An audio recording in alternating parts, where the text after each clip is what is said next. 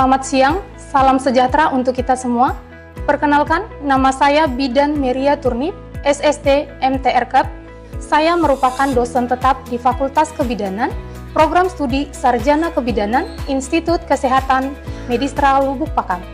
Latar belakang pendidikan saya dimulai dari D3 Kebidanan di Akademi Kebidanan Darmo Medan, masuk tahun 2009 dan lulus di tahun 2012. Kemudian saya melanjutkan ke jenjang D4 Bidan Pendidik di Universitas Sumatera Utara tahun 2013 sampai tahun 2014. Guna meningkatkan kompetensi akademik dan profesional di bidang kebidanan, saya melanjutkan pendidikan Magister Terapan Kebidanan di Stikes Guna Bangsa Yogyakarta di tahun 2017 sampai tahun 2019. Kemudian saya melanjutkan pendidikan profesi bidan di Inkes Medistra Lubuk Pakam dari tahun 2021 sampai tahun 2022. Pengalaman mengajar saya dimulai sejak tahun 2012 sebagai asisten dosen, dan sejak saat itu saya terus aktif di dunia pendidikan kebidanan. Saat ini, saya berperan aktif dalam pelaksanaan Tridharma Perguruan Tinggi dengan mengabdi di Institut Kesehatan Medistra Lubuk Pakam. Dengan latar belakang akademik dan pengalaman yang saya miliki, saya berkomitmen untuk terus mengembangkan diri dan berkontribusi dalam peningkatan mutu pendidikan tinggi, khususnya dalam mencetak bidan profesional yang kompeten dan beretika. Pada kesempatan kali ini, saya akan menyampaikan video pembelajaran salah satu mata kuliah yang saya ampu, yaitu Asuhan Kebidanan pada Masa Nifas. Mata kuliah ini merupakan mata kuliah wajib dengan bobot 3 SKS dan diberikan pada mahasiswa program Sarjana Kebidanan semester 4. Mata kuliah ini bertujuan untuk memahami konsep asuhan kebidanan pada masa nifas.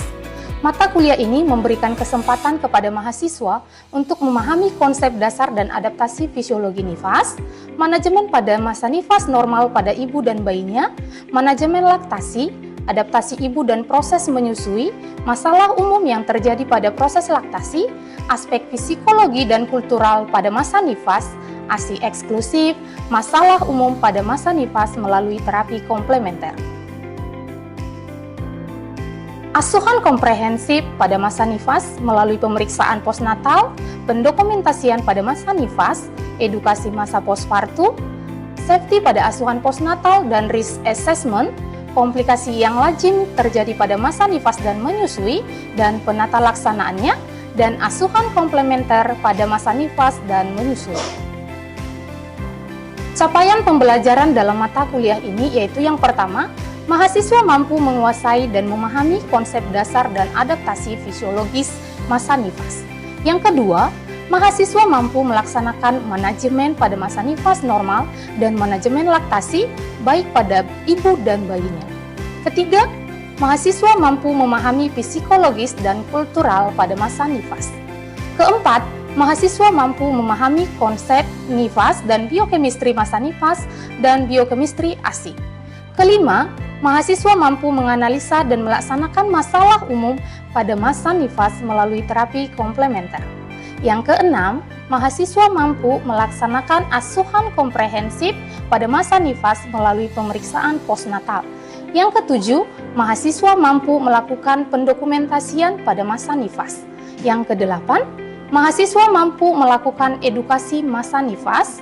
Yang kesembilan, mahasiswa mampu melakukan asuhan komplementer pada masa nifas dan menyusui.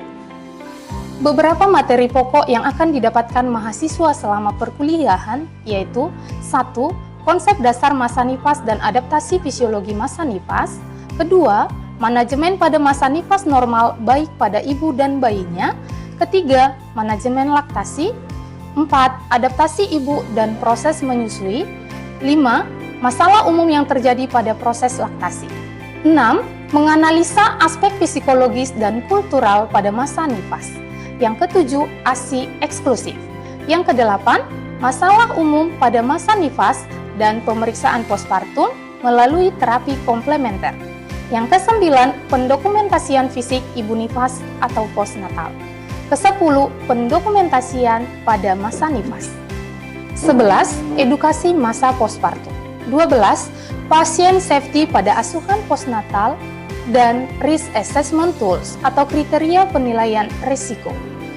Ke-13, komplikasi yang lazim yang terjadi pada masa nifas dan menyusui, dan penata laksanaannya. Yang ke-14, asuhan komplementer pada masa nifas dan menyusui. Untuk mendukung materi-materi pokok di atas, saya menggunakan beberapa buku referensi yang digunakan selama kuliah. Beberapa di antaranya yaitu, yang pertama, Asuhan Kebidanan Masa Nifas dan Menyusui, karya Hainun Nisa, Evi Nurahiryanti, tahun 2020. Yang kedua, Asuhan pada Ibu dalam Masa Nifas ataupun Postpartum, karya Maryunani, tahun 2009. Yang ketiga, buku Ajar Masa Nifas dan Menyusui karya Rahayu DKK tahun 2012. Selain itu, saya juga menggunakan beberapa jurnal yang terkait dengan materi, yang salah satunya jurnal yang berjudul Pengaruh Kompres Hangat Payudara terhadap Pengeluaran Kolostrum pada Ibu Primigravida tahun 2024. Selain itu, saya juga menambahkan referensi dari jurnal nasional dan internasional yang terkait. Dalam mengajar di kelas, saya menerapkan pendekatan DIA, Delivery Interaction Assessment, untuk mendapatkan hasil optimal dalam pembelajaran. Delivery di sini maksudnya bagaimana metode-metode belajar yang saya gunakan untuk menyampaikan pembelajaran. Saya menggunakan metode-metode belajar yang aktif dan efektif seperti diskusi kelas, tutorial, ceramah dan praktikum laboratorium, demonstrasi, role play, dan problem-based learning. Selain didukung dengan metode-metode belajar yang menarik, saya juga mengupayakan untuk menyampaikan materi secara ringkas dan menarik. Penyampaian materi menggunakan media yang tersedia, seperti slide PowerPoint yang mudah dibaca. Interaction, maksudnya bagaimana interaksi yang terjadi di kelas. Dalam mengajar, saya aktif mengajak mahasiswa berdiskusi sehingga terbentuk komunikasi aktif dua arah antara dosen dan mahasiswa. Selain itu, saya juga melakukan diskusi kelas dan kelompok untuk memancing adanya komunikasi antar mahasiswa. Terakhir, yaitu aspek assessment atau penilaian. Penilaian menjadi tolak ukur dalam menentukan keberhasilan mahasiswa dalam mengikuti perkuliahan. Penilaian yang dilakukan diantaranya aktivitas partisipatif sebesar 5%, hasil proyek 50%, kuis 5%, tugas 5%, ujian tengah semester 15%, dan ujian akhir semester 20%. Demikianlah perkenalan singkat saya dan deskripsi mata kuliah yang saya bawakan untuk video pembelajaran kali ini. Selanjutnya, mari sama-sama kita saksikan video pembelajaran di kelas berikut ini.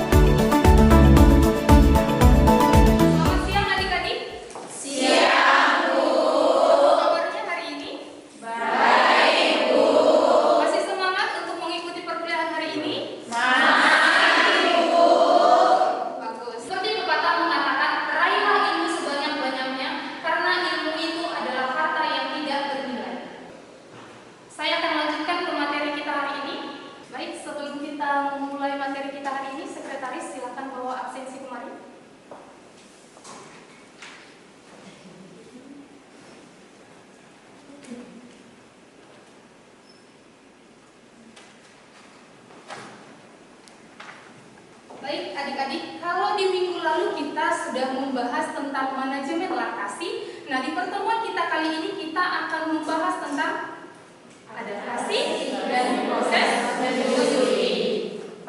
Adapun topik bahasan yang akan kita bahas pada materi kali ini yaitu ada tentang ASI. Ya, apa sih yang dimaksud dengan ASI? Kemudian apa kandungan, keuntungan, dan kontraindikasi ASI? Kemudian bagaimana sih proses menyusui pada bayi yang kurang bulan? Bagaimana cara menyusui pada bayi kembar? Dan bagaimana teknik menyusui yang baik dan benar? Serta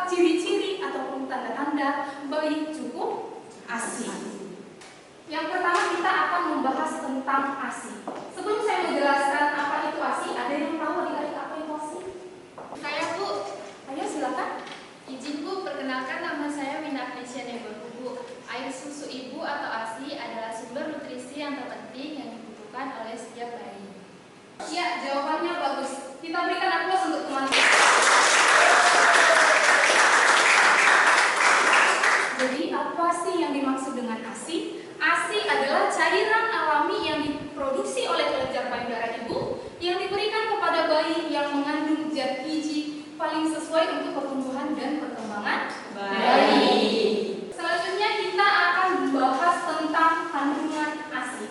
Ada 5 kandungan ASI. Yang pertama, karbohidrat. Yang kedua, protein. Yang ketiga, lemak. Yang keempat, mineral. Yang kelima, vitamin. Keuntungan ASI. Keuntungan ASI itu tidak hanya bermanfaat pada bayi, tetapi juga bagi ibu, bagi keluarga, dan bahkan bagi negara dan bangsa kita. Nah, apa sih Bu keuntungan dari ASI itu untuk bayi? Yang pertama, ASI itu kan mengandung imunoglobulin, antibodi yang bisa meningkatkan antibodi pada bayi sehingga tingkat mortalitas atau morbiditas bayi itu bisa menurun. Yang kedua, ASI itu merupakan nutrisi terpenting pada bayi selama minimal 6 bulan pertama. Kemudian yang ketiga, ASI itu dapat mengurangi risiko terkena penyakit menular. Contohnya bisa dari infeksi neonatorium. Bagi ibu, keuntungan ASI itu yang pertama bisa membantu proses involution uteri. Kedua, bisa membantu ibu menjadi lebih cepat langsing. Dan ketiga, menjadi metode KB alami, yaitu yang disebut dengan MAL atau metode amenoreflaktasi. Kemudian bagi keluarga, keuntungan ASI itu bisa meminimalkan pengeluaran keluarga. Karena apa? Susu formula itu mahal. Dan tetap ASI itu adalah yang terbaik. Nah, bagi bangsa dan negara apa sih keuntungan ASI? Keuntungan ASI bagi bangsa dan negara dengan meningkatnya angka kesehatan ibu dan bayi, maka derajat kesehatan masyarakat akan semakin tinggi. Kontraindikasi pemberian ASI. Yang pertama itu ada masalah infeksi. Ibu yang terinfeksi penyakit contohnya HIV/AIDS, hepatitis B, TBC tidak dianjurkan untuk menyusui karena risiko penularan pada bayi itu sangat tinggi. Penggunaan obat seperti obat-obat kemoterapi atau obat-obat terlarang, nah ini bisa masuk ke dalam ASI sehingga membahayakan bayi. Selanjutnya, kondisi medis ibu. Kondisi kesehatan ibu seperti gangguan mental, nah ini juga akan mempengaruhi ASI. Sering sekali ibu nifas itu mengalami yang disebut dengan postpartum blues. Nah ini akan mempengaruhi pemberian ASI. Yang selanjutnya adalah masalah mastitis atau abses. Pada ibu nifas yang mengalami mastitis atau abses, pemberian ASI itu harus dikonsultasikan dengan dokter. Kita bisa lihat dampak proses persalinan dan kemampuan menghisap bayi. Nah, kondisi kelahiran di mana di sini persalinan yang berjalan secara lancar ataupun alami akan mempengaruhi proses menyusui dan daya hisap bayi.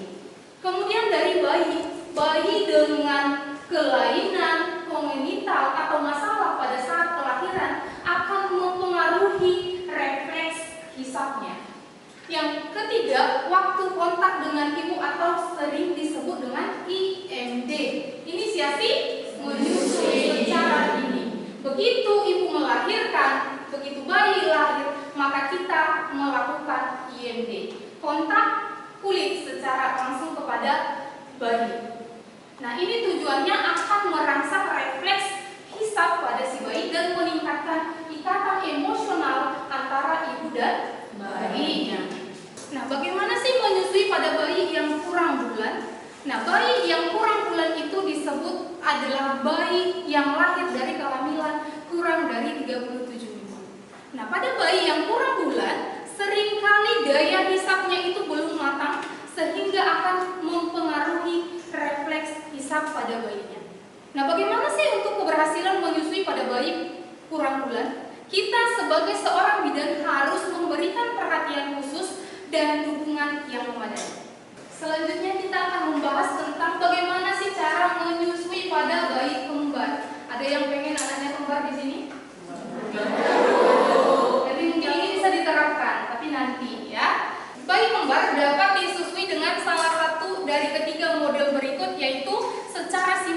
Simultan itu secara bersamaan. Jadi kalau bayinya sekali rewel berdua, nah kita boleh menyusuinya secara langsung berdua dengan disanggah menggunakan bantal, atau nanti akan kita lihat itu teknik football namanya. Yang kemudian bisa secara terpisah atau misalnya satu-satu, mana bayinya yang sudah kehausan. Kemudian yang ketiga secara bergantian antara bayi yang satu dan bayi yang kedua. Bagaimana sih teknik menyusui yang benar? Karena seringkali teknik menyusui yang salah akan menyebabkan masalah dalam menyusui. Perlekatan yang tidak baik pada saat menyusui itu beresiko terjadi puting susu lecet. Kalau puting susu lecetnya tidak teratasi, ini bisa berdampak ke mastitis. Tidak dia kasih mastitis akan berdampak pada abses pada payudara. Jadi bagaimana posisi menyusui yang benar? Yang pertama, kita sebagai seorang ibu harus duduk dengan nyaman. Kemudian gendong bayi dengan seluruh tubuhnya menghadap tubuh ibu. Posisi hidung dan dagu bayi menghadap ke payudara. Bagi ibu sebaiknya mendekap bayinya dan seluruh puting susu dan sebagian dari areola itu harus masuk ke dalam mulut bayi. Ada dua gambar yang terdapat di depan. Kira-kira menurut adik-adik mana perlekatan yang baik? Gambar nomor 1 atau nomor 2? Nomor 2. Seluruh puting susu harus masuk ke dalam mulut bayi. Nah, ini bisa kalian lihat ada beberapa jenis posisi menyusui. Posisi menyusui itu tidak ada batasan. Selagi ibu masih merasa nyaman, mau ibu posisi duduk, mau ibu posisi berdiri, mau ibu posisi tidur miring, terserah ibunya. Yang penting dia merasa nyaman. Bagaimana sih ciri-ciri bayi itu menyusui dengan benar? Yang pertama itu apa? Bayi tampak tenang. Yang kedua? Yang ketiga? Mulut bayi terbuka lebar. Keempat? Dagu bayi menempel pada payudara ibu. Yang kelima? Sebagian besar areola masuk ke dalam perut bayi. Yang keenam? Bayi nampak menghisap buah dengan irama perlahan. Yang ketujuh? Puting susu ibu tidak terasa nyeri. Yang kedelapan? Telinga dan lengan bayi terletak pada satu garis lurus. Yang kesembilan? Kepala agak menghadap. Inilah ciri-ciri bayi menyusui dengan benar. Sebelum kita lanjutkan materi berikutnya, ada yang mau bertanya? Saya Bu, Ayo silakan. izin Bu, izin teman, perkenalkan nama saya Windy Aulia. Saya ingin bertanya Bu, hormon apa yang mempengaruhi produksi ASI Bu? Pertanyaan yang bagus sekali ya. Jadi dalam proses produksi ASI itu ada dua hormon yang sangat penting, yaitu hormon prolaktin dan hormon oksitosin. Apa bedanya Bu? Kalau hormon prolaktin itu berfungsi untuk membantu meningkatkan produksi ASI, kalau hormon oksitosin untuk membantu proses pengeluaran ASI. Itu ya jawabannya. Windy, gimana? Sudah paham? Sudah Bu, terima kasih Bu. Sekarang kita akan membahas tanda-tanda bayi cukup ASI. Ada beberapa tanda bayi cukup ASI. Yang pertama, frekuensi buang air kecilnya semakin sering. Yang kedua, frekuensi buang air besarnya 1-2 kali dalam sehari. Yang ketiga, setiap menyusui, bayinya menyusui dengan rakus, bahkan bisa sampai tertidur. Yang keempat, payudara ibu setiap selesai menyusui akan teraba lebih lunak. Yang kelima, peningkatan berat badan bayinya. Baik adik-adik, sebelum kita mengakhiri pertemuan kita hari ini, saya akan mengevaluasi materi yang sudah saya sampaikan. Silakan ambil kertas masing-masing. Soal kuisnya ada 3 soal. Silakan Anda jawab selama 10 menit. Dari sekarang silakan. Waktu sudah selesai, silakan dikumpulkan. Yang paling sudut silakan dikumpulkan.